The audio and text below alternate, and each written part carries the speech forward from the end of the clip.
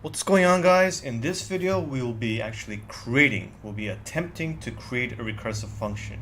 So first I want you guys to attempt the function on your own, and then you can check my answer as well as my explanation within the video. So let's take a look at exactly what the function entails. So what you're going to be doing is, the name of the function is called digital root sum, and you're going to be entering a number into it. Say in this case we have the number 333.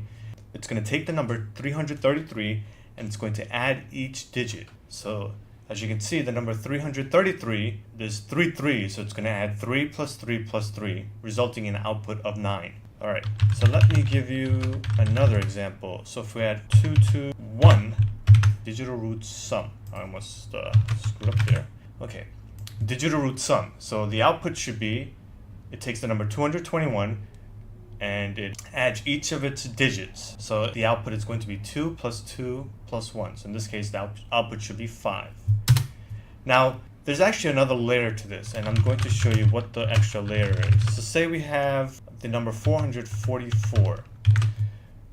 Once again, digital root is actually digital root sum. Okay, so say we have the number 444. If we do simple addition, 4 plus 4 plus 4 would end up with the output of 12. But in this case, we've added an extra layer, and that extra layer, it checks if the output is a double digit. If it's a double digit, it will perform a layer of addition on the double digit number and produce a single digit output. So this digital root sum will always produce a single digit output. Let's test it out with this case of 4 plus 4 plus 4. So digital root sum is going to give an output of, it's not going to give an output of 12. We should get an output of 12, but it's going to take the 12 and it's going to perform another layer of addition, so the output should be 3. So the output should be 3. Let's check it out. And boom, we get an output of 3. So I want you guys to try to implement this function on your own using recursion. I actually have 2 instances of recursion within the digital root sum function. So I want you guys to attempt it. You can pause the video, and a few seconds later, once you unpause it, I'm actually going to be explaining my solution. So I want you guys to get started with that. Alright guys, hopefully you were able to come up with some kind of solution. If not, I will present my solution and we'll work through it together. Okay, so the first thing you need to do is we need to break this up into 2 parts. The first part, we will find just the sum of all the digits, whether it outputs a double digit or single digit or triple digit, it does not matter. So the first thing we want to do is somehow get the sum of each digit, just be able to output that. So we will start off with creating a function called digital sum. Okay, and the parameter will be the number we want to get the sum of. So first thing we do is turn it into a string, and I'll show you exactly why in a couple of minutes. Second thing we do is, okay, we check if the string is empty. If num, we did this in recursion functions video 2, where we check if num actually checks if it's an empty string or if the value of the string is none, then this condition will not be satisfied. So if it's an empty string or if the value is none, this if statement will not be activated. So if none, you want to return int num 0 plus the digital sum of the rest of the digits. Okay, digital sum num first. Okay.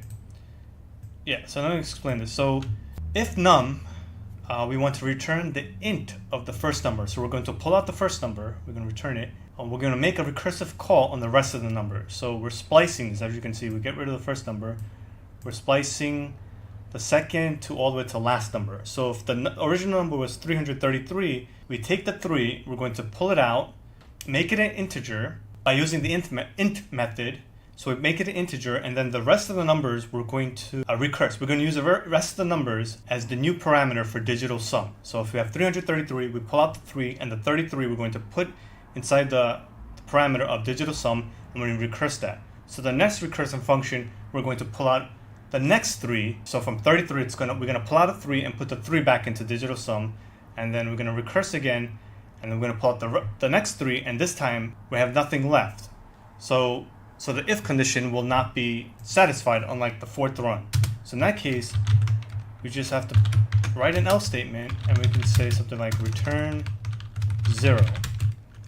So yeah, so this pretty much is the function to get the sum of each digit within a number. So it's very simple, just of 6 lines, we're able to get the sum of each single digit of our number. So let's just test this out, and I'm going to run this. Okay, so let's test out digital sum 333. So this should pull out the value 9. So in this case, it outputs 9. So now we should check with 0. Make sure it outputs digital sum 0. Should pull out 0. And now let's try a huge number like 999, which should put out 27. Okay, so this function seems to be working. So remember, we're pretty much, let me just pull this little here. So all we're doing is we're returning an int, and we're adding it to the digital sum. So we're recursing digital sum, but this time, instead of being 333 or 999, we get rid of the first digit, so it's only the last 2 digits. So the next recursive call, we're going to pull out another digit, and we're going to recurse the remaining digits.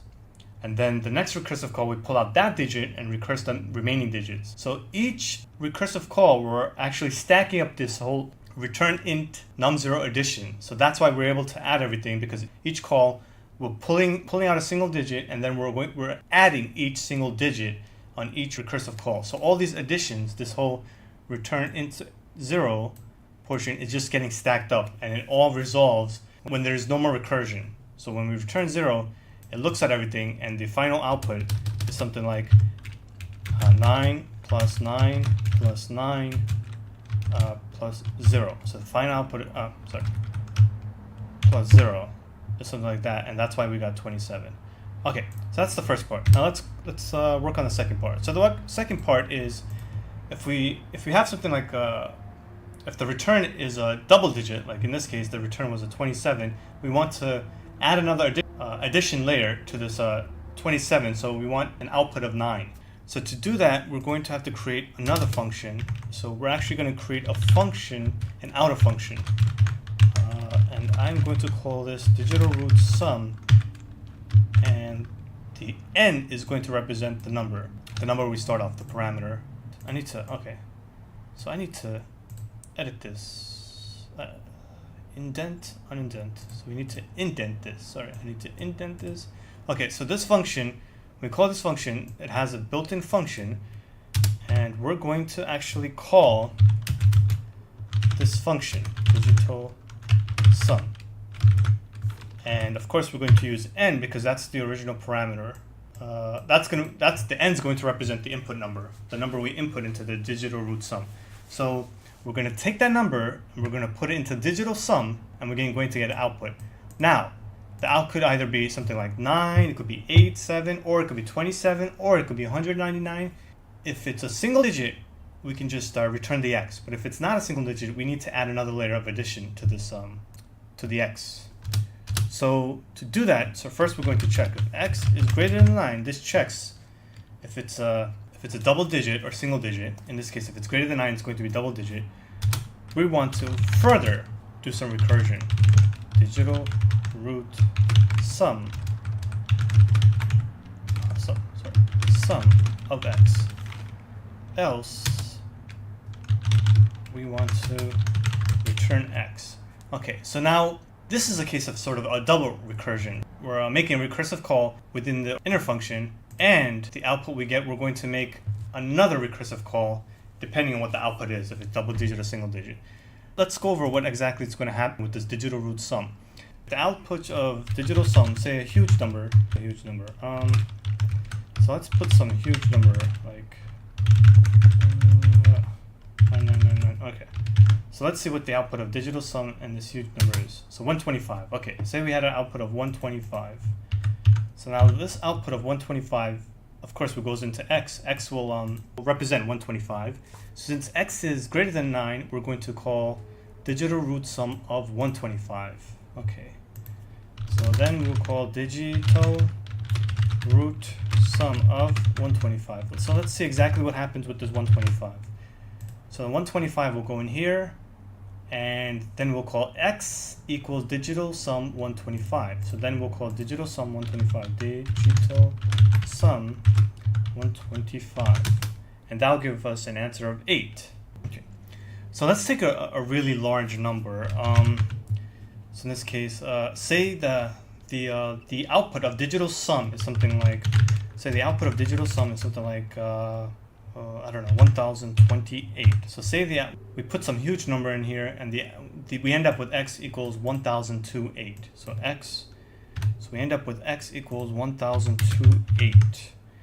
Now what will happen is we're going to check if x is greater than 9, we're going to return the digital sum of root sum of x. So we're not going to actually return a number, we're actually just returning this function, which is a recursive call, which is going to go back and break down the number even more. So when we call this digital root sum, what happens is this x equals 128 is going to go into here now, and then eventually it's going to go into here. So x is going to equal digital sum of 1 to 8 now. 1 to 8. First we start off with a really big number, and now x is going to equal the digital sum of 1 to 8. So let's see exactly what this calculates. Copy. So this returns 11. Okay, so now we have a value of 11. If x is greater than 9, so x is still greater than 9, we're going to return the digital root sum of 11 now.